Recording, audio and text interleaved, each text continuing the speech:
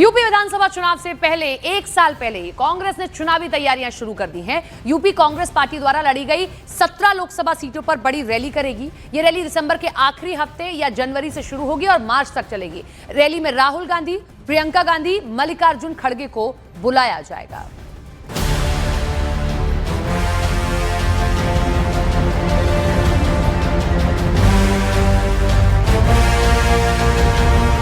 Congress party पर आरोप लगते हैं कि वो चुनाव सिर पर आने के बाद एक्टिव होती है। तब तक बीजेपी चुनाव माहौल का मैदान मार चुकी होती है, क्योंकि बीजेपी 12 महीने चुनावी मोड में रहने वाली पार्टी है। लेकिन इस बार 2027 में होने वाले यूपी विधानसभा चुनावों से पहले ही कांग्रेस पार्टी ने चुनावी रूप से सक्रिय होने का फैसला कर लिया है। प्रियंका गांधी के साथ एक मीटिंग के बाद यूपी कांग्रेस ने रैली की तैयारी शुरू कर दी है। पहली रैली दिसंबर के आखिरी सप्ताह में रायबरेली या अमेठी में हो सकती है। उसके बाद कांग्रेस एक नियमित अंतराल पर अपनी हर उस सीट पर रैली करेगी जहां जहां उसने 2024 में चुनाव लड़ा था। अरे हर पार्टी को स्वतंत्र है, दबाव हम समाजवादी पार्टी की से दबाव में क्या आती है, और रैली करेंगे तो लोगों के बीच में जाएंगे, कोई बात नहीं।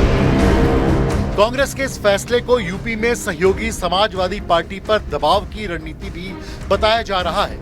ऐसा इसलिए क्योंकि यूपी में कांग्रेस और समाजवादी पार्टी पिछले 8 साल से साथ मिलकर चुनाव लड़ रहे हैं। पिछले लोकसभा चुनाव में कांग्रेस ने 17 सीटों पर चुनाव लड़कर 6 सीटों पर जीत दर्ज की थी। वहीं समाजवादी पार्टी ने 63 में से 37 सीटें जीती थी। वहीं 2017 में कांग्रेस ने सपा के साथ मिलकर यूपी में 105 सीटों पर चुनाव लड़ा था। लेकिन 2027 में कांग्रेस यूपी में सपा के साथ मिलकर कम से कम 200 सीटों पर चुनाव लड़ना चाहती है।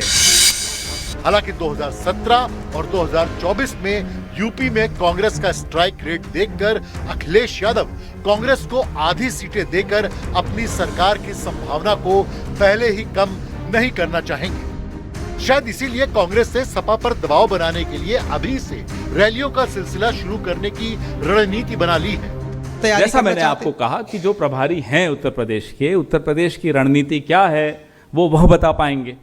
अभी तक उन्होंने हमें नहीं साझा किया हमसे कि क्या रणनीति है, तो मैं आपसे कैसे साझा करूं। लखनऊ से लेकर दिल्ली तक राहुल और अखिलेश के बीच अच्छी सियासी ट्यूनिंग देखने को मिलती है।